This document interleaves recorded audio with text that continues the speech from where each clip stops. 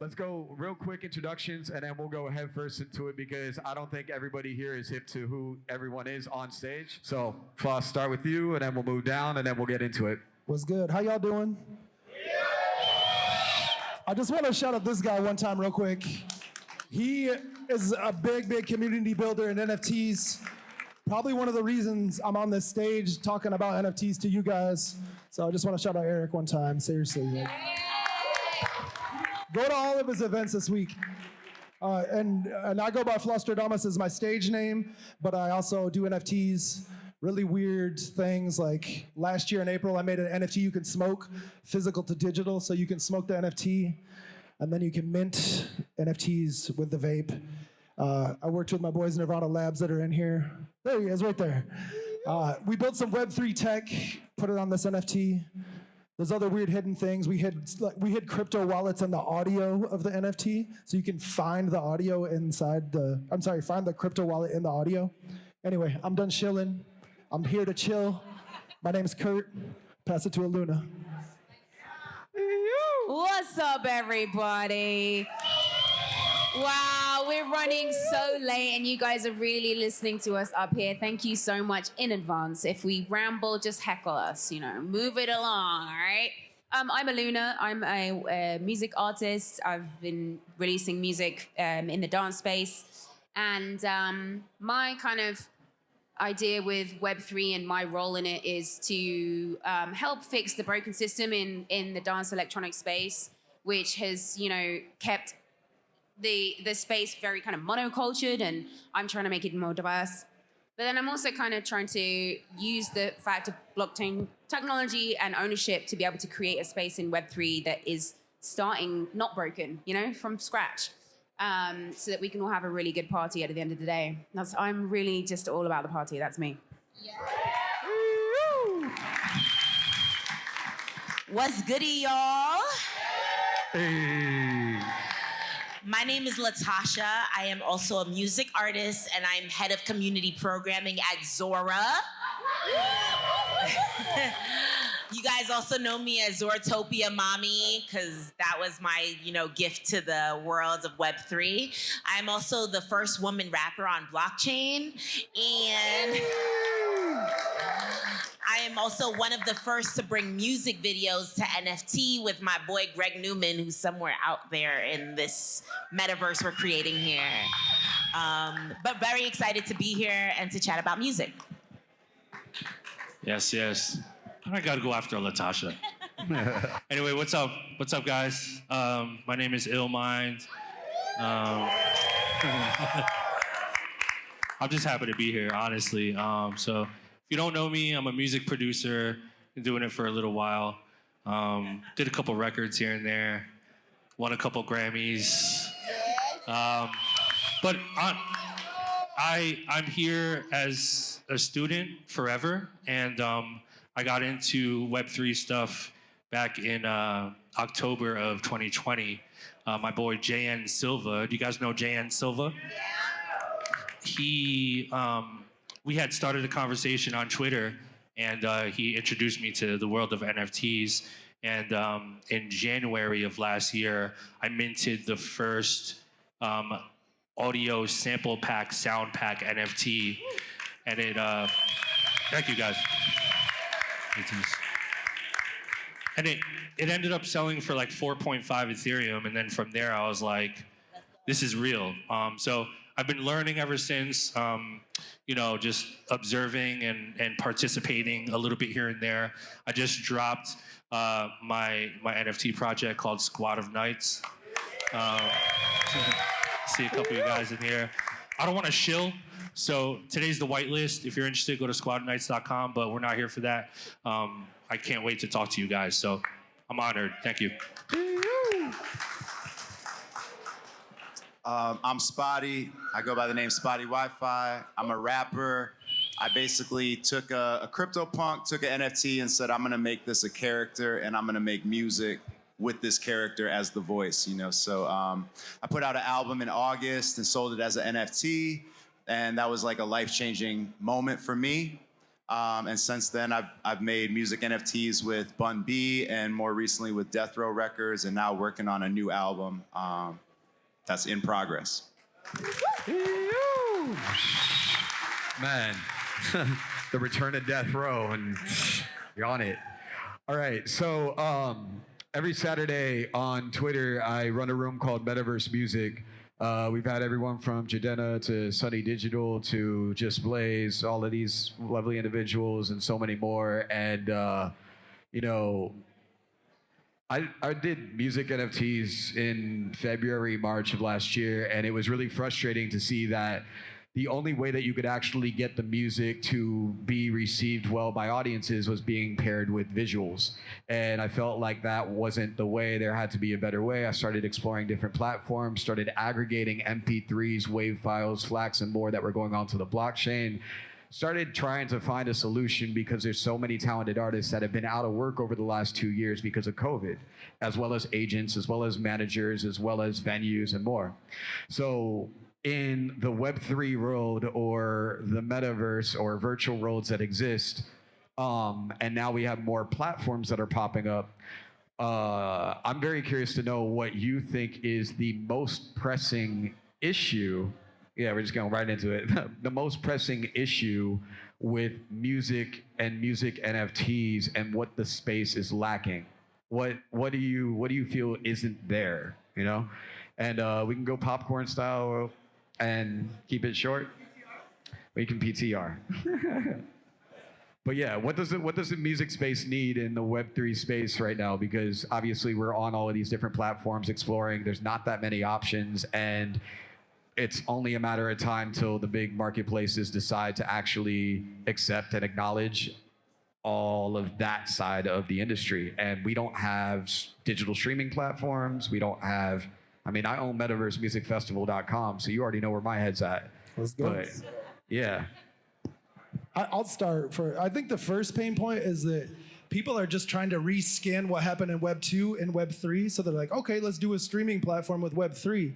And I think that that's good, but it doesn't solve the problem. It just does the same thing over and over again. So we can use this technology that Web 3 has to innovate and do new things with the things that were happening wrong before. So like, I mean, everyone in music, we can all probably complain that we only make a small fraction of money on our streams. So like, how can we find ways to actually make more money? How can we incentivize ourselves and incentivize our fans? So I think that that's kind of what this conversation will lead to, but I just wanted to start it off with that. It's like, don't reskin, don't make Spotify again, don't make SoundCloud again. What can we make that's new? It's kind of that. And that's kind of a question to y'all too. We can go from there.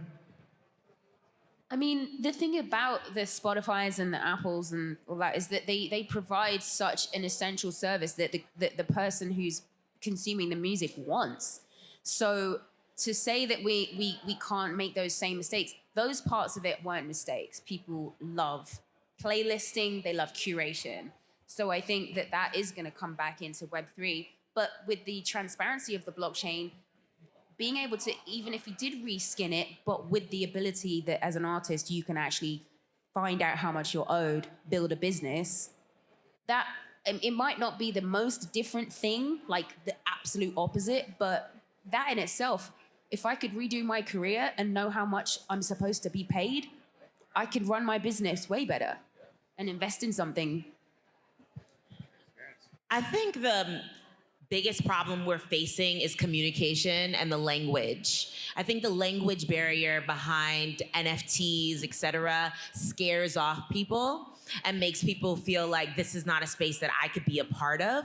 And then I also think it's an abundance mindset that we're all transforming into with NFTs, and everybody's not there. A lot of people don't have that mindset that this could actually be worth this, that music deserves to be worth $100 or whatever amount an artist decides, right? And so it's really just about the communication and how we tell the story behind the music. I think the best NFT artists in music are the ones who have a brand and a story behind everything that they do. And utility is okay, but brand and story is where it's at. Basically everything Latasha said. We did this on Twitter Spaces too. I hosted a Twitter Spaces and there was a question and Latasha jumped in and then like it was my turn and I was like, yeah, whatever Latasha said. But no, she's absolutely right. They're all right. Like I think that, I mean, for me to add on to the conversation, I would say that right now, the music, you guys have to remember, the music industry, the business of the music industry started in like the 30s or 40s. And it was built to benefit the company and to basically shit on the artists and the writers. And that trend has become normal, right? It's a normalcy bias. It's okay, right? Like as a music producer, I'm producing the entire beat and I get 4%, I get 4 points standard. That's 4% royalty. And it's just unfair. So one of two scenarios need to happen. Either we need to eradicate the entire music industry model and somehow create a brand new utopia, which I don't think is impossible.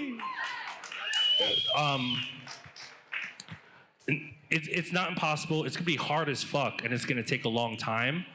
And the other scenario is, how can we find a way to participate, or how can they find a way to participate with us in a way that's fair? And both of those scenarios are gonna take time. They're gonna take a lot of leaders to step up and set examples. But until that changes, it's gonna be tough because right now, major labels are making billions of dollars. They don't want this to change. Everything is fine right now for them. So this is a very big disruption. And so we either have to play ball with them or go to war. You know what I'm saying? So that's it. So to me, for music, I would say to me the biggest thing I see that I would love to change is a lot of the platforms that are music specific. They're very curated, and to me, it's like I don't really need you to curate shit. Just let anybody mint their shit, and then you have a homepage. That's your curation. Like whatever ends up on the homepage, that's your curation. But anybody should be able to mint on a music platform to me, or any platform really. And then to that point, I think we need more developers because I have a lot of people that DM me or approach me and ask like, what's the best way to mint my NFTs, my music NFTs or any kind of NFTs? And like, you could do it on OpenSea and there's challenges with that, but there's also a lot of, opportunity and accessibility with that. You could do it with Manifold. It's a great option. But if you want to do something like a mystery mint, like a blind mint, you want to have rarity traits, you want to do certain different things, like you need developers that are going to do it custom for you right now. And usually you have to be in a privileged position to get a team of developers that are going to work with you like that. And so I think we need to change that, and we need more developers that are focused on, let's come up with creative mechanics and creative things and create free tools with zero fees, open source tools where artists can just go and like self-serve, upload your shit and do something beyond, a standard mint. Oh man, I like that. And I also like the idea of destroying the system because we know that it was a system made to fail, and it's very predatory to artists of all mediums of expression. And as somebody that was getting DMCA takedowns every single week from running blogs that were getting artists paid because their labels weren't paying them, like, this shit to me brings me back to Soulseek, Mega Upload, Bear Share, Kazaa. It brings me back to Two Dope Boys and Big Cartel and all these other Philip Flavor, et cetera, et cetera. Like, this is the Kazaa time, and LimeWire is popping back up. There's like Napster and more are like, trust, they're marinating in it and they're picking up what we're putting down because they're scared. And just so you know, whether you're a DJ, rapper, singer, songwriter, engineer, you could be in any different type of position in the music industry and still find a position in the Web3 part of the music industry. There is under 1,000 musicians in the Web3 space for music right now, which is insane. Under 1,000. But beyond that, you can, for example, embed your stems. You could break down your acapellas and do remix competitions in a completely new way. You can literally start a new career from scratch and plant the seed tomorrow with minting to the blockchain, which would leave you something that is living there forever and can never get changed. It's like a game of telephone. You know, if I'm minting it to the blockchain, it can't be changed. If I tell you something and you're telling her and she's telling her and telling, by the end, we know what happens to that message. So messaging, communication, how we use these tools, it's also important. And that's why all of us are innovators in deciding and defining and redesigning these broken ass systems today. So in terms of building for a better tomorrow in the music industry and beyond, what do you all feel about the Facebook Meta rename or whatever? Because, you know, I did a 10,000 person DJ set in Crypto Voxels on New Year's Eve, and it was all right, but I don't know. Like, Illmind, you build in spatial. Like, a lot of people are doing metaverse shows, but what are our thoughts on performing digitally or creating digital iterations of our shows to complement our physical? All right. How many of you guys in the crowd have an Oculus? Yeah, very little. Cool. How many of you guys have ever used an Oculus? Okay, a lot of us. Cool. So, I don't know why I did that. That has nothing to do with what I'm about to say. I just want to know. Anyway, so I think that we're still pretty far from like metaverse being like a real thing. It's just too clunky still, right? I think there's amazing platforms like obviously Spatial.io, in my opinion, is like one of my favorite metaverse platforms because it focuses on like realistic avatars and speaking to each other and uploading files, playing music, sharing music, and then very soon collaborative things that you can do. That's interesting, but I don't know. Like Eric said, I think we have a long way to go. So I think it just takes for someone to create a very easy to use version of metaverse, and like my brain can't even wrap around like what that is. So I think we're early, and I just want to shout out one person in here. His name is Rio. Rio, are you in here? Okay. So let me tell you something about Rio real quick. My half Filipino brother. He put me on to augmented reality back in like 2014. He showed me a video about called Magic Leap. I think it was 2014. We were shooting a video at my studio, and it blew my mind. And I was just talking to him backstage, and I'm just super proud of him for how much he's been able to do. But I'm bringing that up because, you know, this stuff has been around for a while. You know, AR, VR, like we've been fucking with this stuff for, I mean, almost 10 years, honestly, maybe like 7 or 8 years, and we still haven't really done anything new necessarily.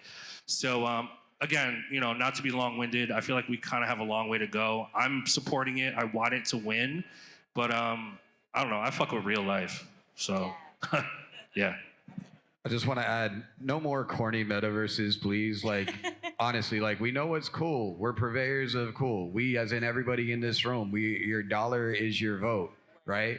We like cool shit that we resonate with. That is a good reflection of ourselves, and that's why we want the style in 3D as well, because that is also a reflection of our personality. And I think it's unfortunate that there is not really a metaverse that I personally feel, and I think a lot of people agree, is like completely the vibe that you want to spend hours and hours in, you know?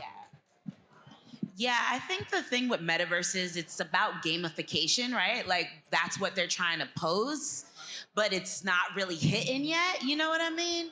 So I think, like Illmind said, it's gonna take some time for us to really get to that space. But in that time, human-to-human connection is so necessary. Like, we have to trust each other in this moment so that we could build some really amazing structures so that when we get to the time where we're all in a simulation and we're doing that kind of thing, we're chilling, right? But right now, it's really important for us to, like, have events like this, where I'm meeting you, where I'm connecting with you, where I get to know you and you get to know me. And then we're like, all right, let's build something together that really makes sense, you know?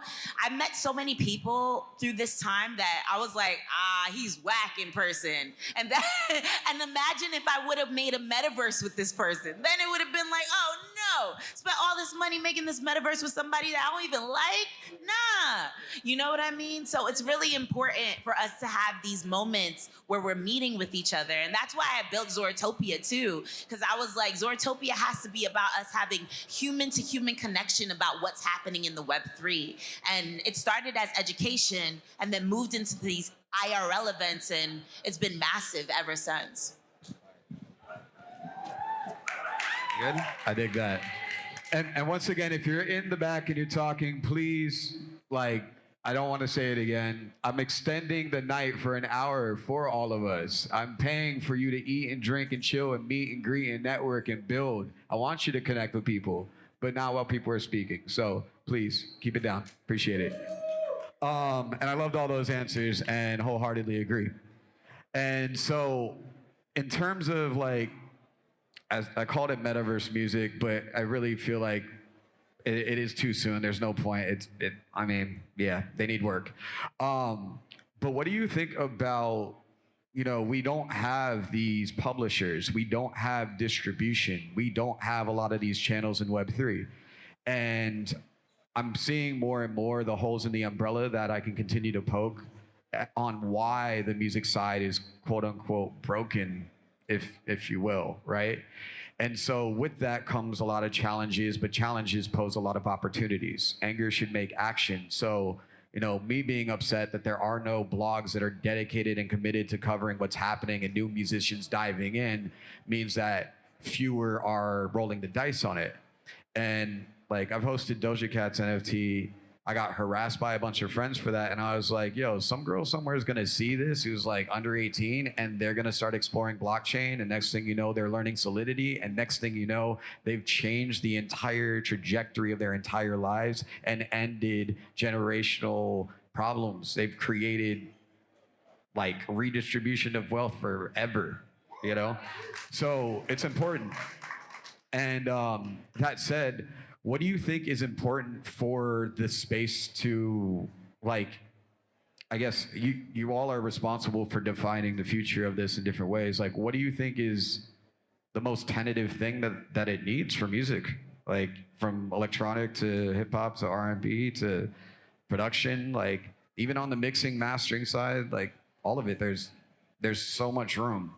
So I'd be curious, because I hear great ideas from all of you all the time on this stuff, but I don't think an audience actually explores these spaces as much as we do, so they're not prone to the conversation or privileged to it. So, I don't know. I just said a few things that are missing. I mean, one of the things I do think about is how in dance music, communities get eradicated through the inability to access spaces, actual physical spaces, and the ability to freely gather. I think most Black people have experienced the shutdowns and the social anxiety that comes with having to disperse and place yourself in very hostile environments, meaning you're the only Black person there in many, many situations. And so I think that any of us, you know, you're saying there's less than 1,000 musicians in the music space, and that does mean that each one of us isn't really here to do individual things. That's just not it. You'll only get so far, and so it's really about trying to think in, I guess, 3D, like a town planner, like with the, you know, whatever area. I mean, we're in music, but we're all in different areas of music, and I care about the ecosystem as a whole, and I feel like, as opposed to putting my attention onto like what NFTs can I drop about me and my music and all of that kind of short-term stuff, I'm kind of more seeing like, if I build a community, what can I make sure that they have in 10 years' time that they own? that can't be then taken away, because the Black and LGBTQ community has already had electronic music taken away from us. And I don't want that to happen again with this community that I build.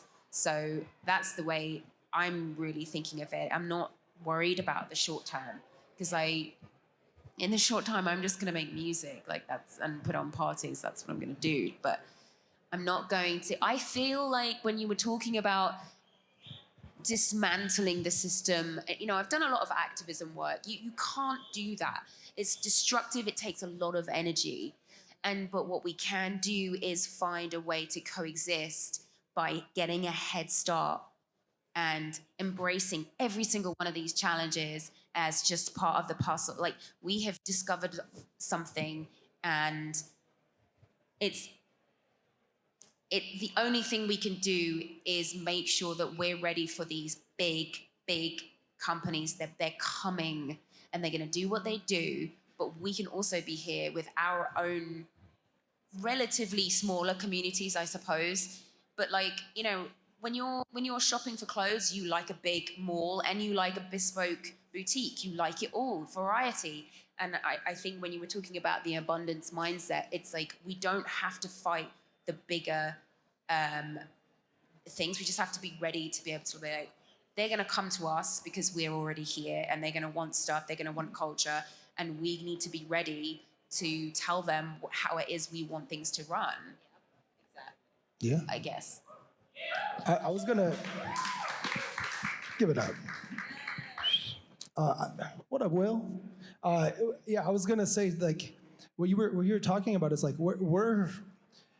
we're on the internet already. We already have the community there. I think with Web3, we can incentivize. There can be some kid in London who makes really dope Rhodes loops, and it can be like what Illmind did with his samples.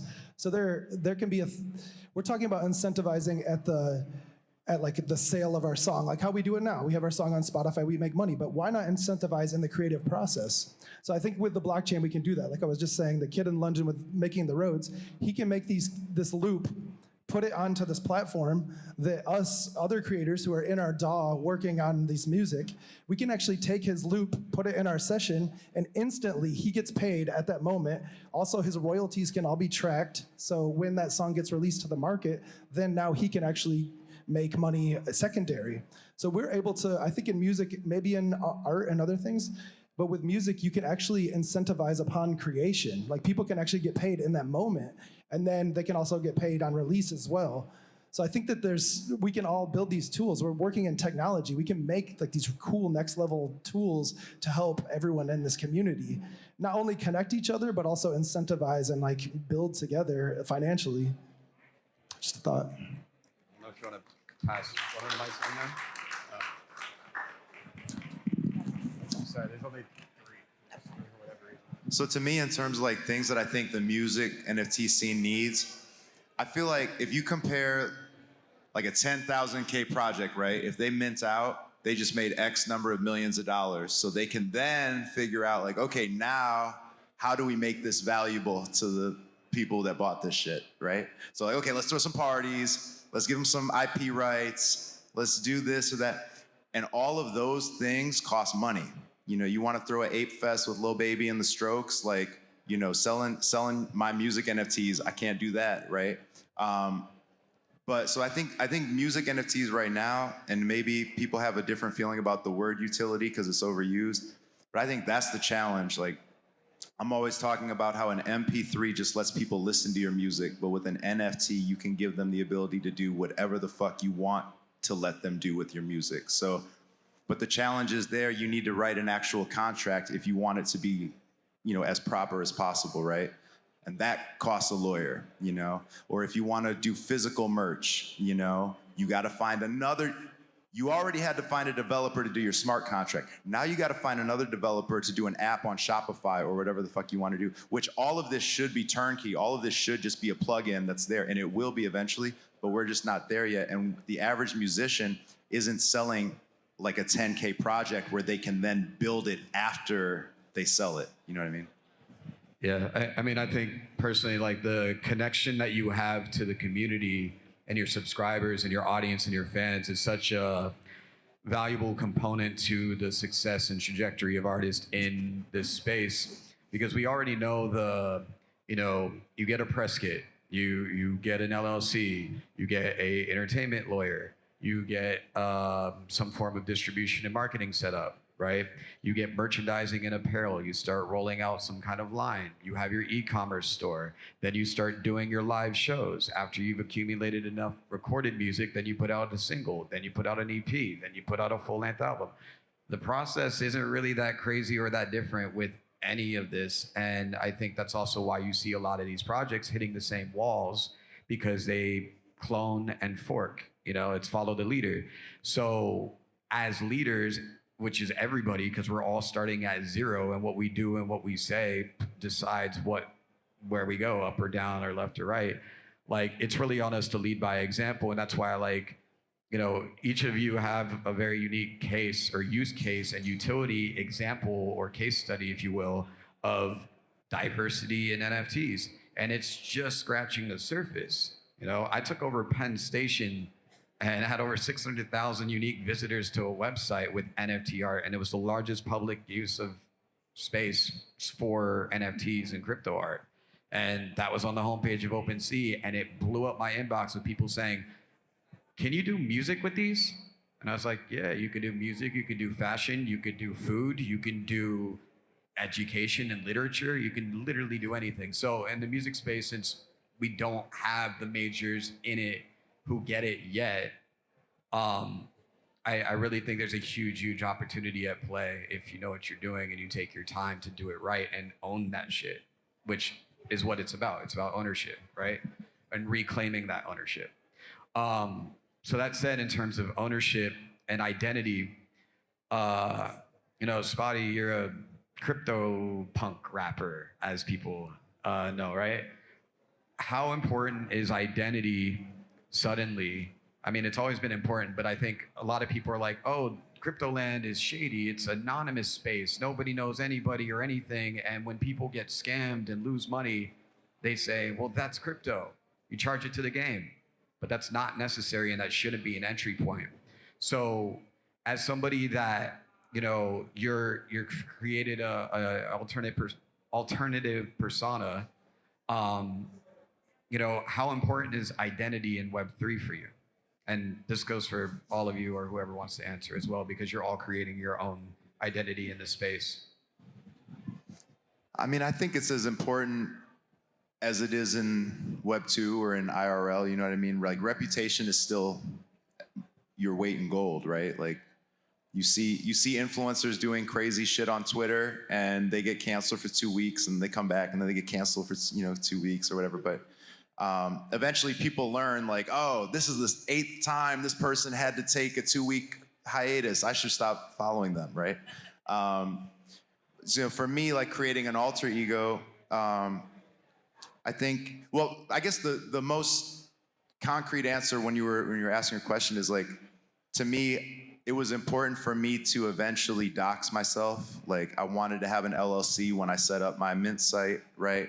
Because if some shit goes wrong, I don't want to be on the hook for what, I want the LLC to be there to protect me as much as it is to protect the people buying it. And then it's just helpful, like, people trust an actual human that they can look up or they can see and know their background and that sort of thing. So to me, I think anonymity is cool. It comes with benefits and it comes with downsides as well. But I think as a creator, I like the fact that people can look me up and know that, like, I'm a real person, and I can't separate the two identities now that I'm doxxed, And sometimes I say some stupid shit on Twitter because I was too far in the Spottie-verse, with my all caps tweets, and then I have to pull it back.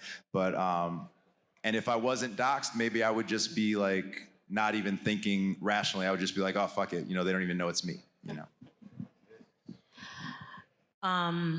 For me, identity was everything. I didn't have, as a Black woman, I don't feel like I have an option to be anonymous. Because if I am anonymous, that doesn't represent other Black women in the metaverse or in Web3, right?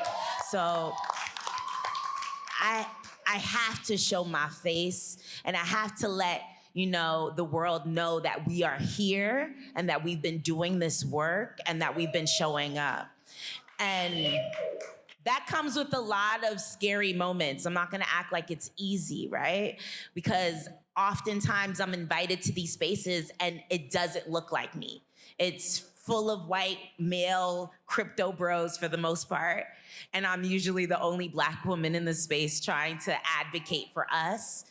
And that is a scary moment, but I push for it because we have to be here.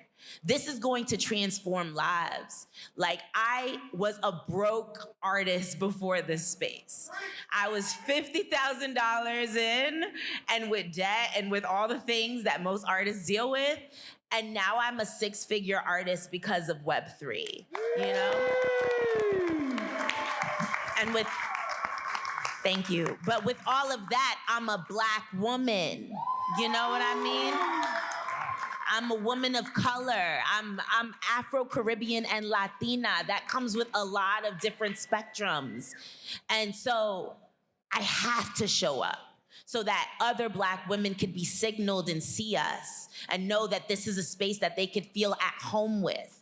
And so it's really important for me to push identity. And I hope BIPOC artists, LGBTQIA+ artists all feel comfortable here through this world that we're building because of our identity showing up.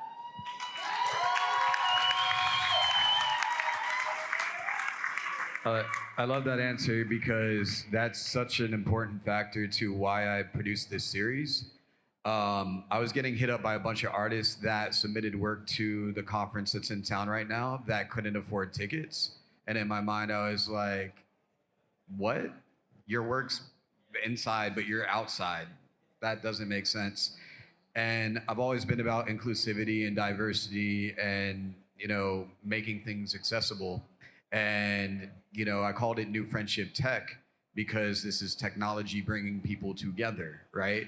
But we understand that NFTs are bringing people together, and it's in a way that, you know, we're all, I can say, like, pretty much everybody in this room can say they're done with at least one or two social media platforms. You don't go back on them unless you're checking a birthday or whatever it may be, but for the most part, like, we don't really give a fuck. And so with that, I think, you know, social media initially was engineered to bring us together in a lot of different ways. And those social networks then switched up on us, rug pulled us, whatever, you know, and now they push us further away. And you can fall into a rabbit hole very quickly and be very distant from your friends and fam. So we need the IRL and we need the digital experiences to be equitable and fair and diverse. And that's why Zoratopia is so valuable. That's why everything and all of this is and all that. So identity, accessibility, diversity, you know, making things free, open source, all of it, you know? So that said, I'd be curious, what do you feel is the play for, because all these PFP communities are doing these token-gated parties, right? Coachella just did a lifetime music festival access NFT. Bunch of people asked me about Kanye's stem player, and we've gone over it, and that very easily and probably should have been an NFT, right? Where do we feel like the most like innovation is coming from, since we're not looking for the influencers of yesterday to design tomorrow? Like, there's no Source, there's no Double XL, there's no Fader, Pitchfork, Billboard, Vice, Complex. They're all out of the picture. Like, as it stands right now, they're trying, but they're out. So, you know, who's the genre-changing, front-running, envelope-pushing platform or publisher or person, place, or thing? Like, where are we getting our source? Where is our source in this space? Got it.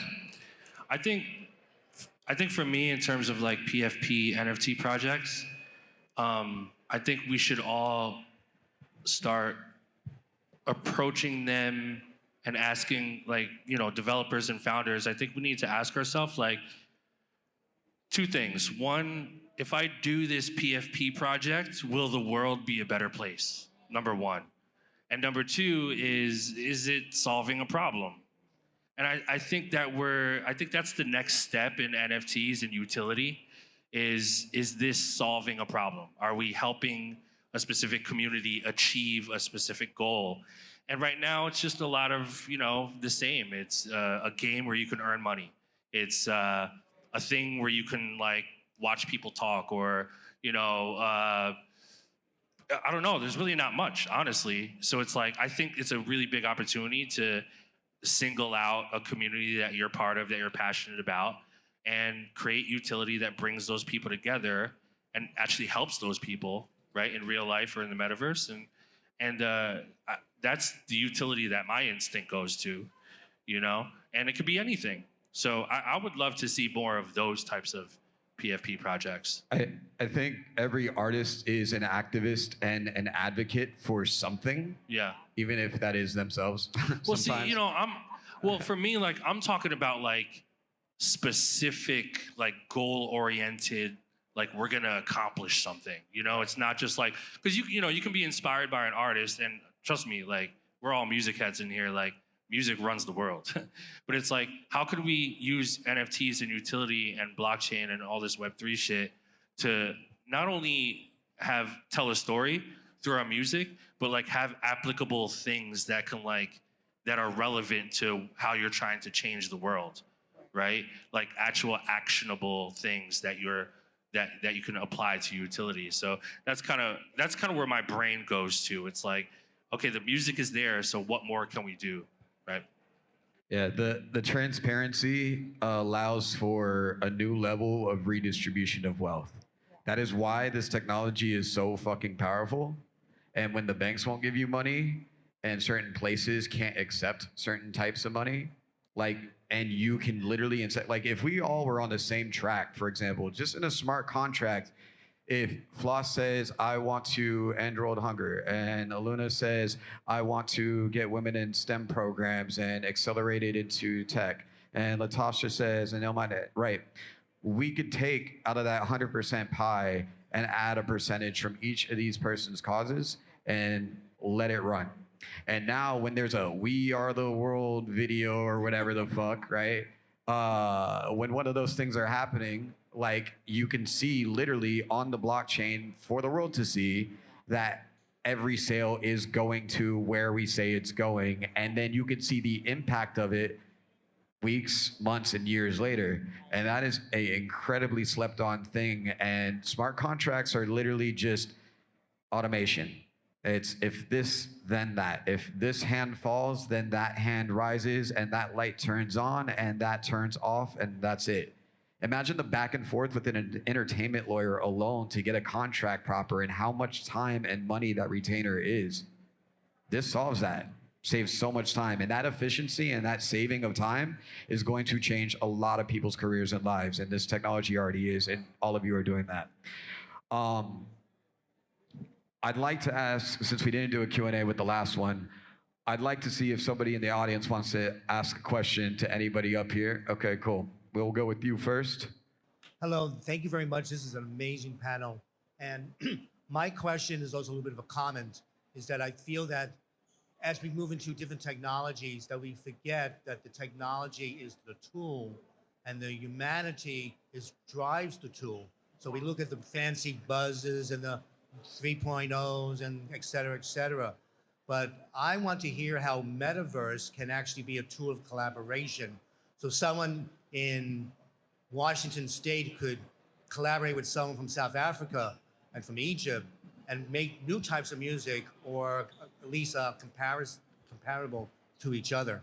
So any feedback about that?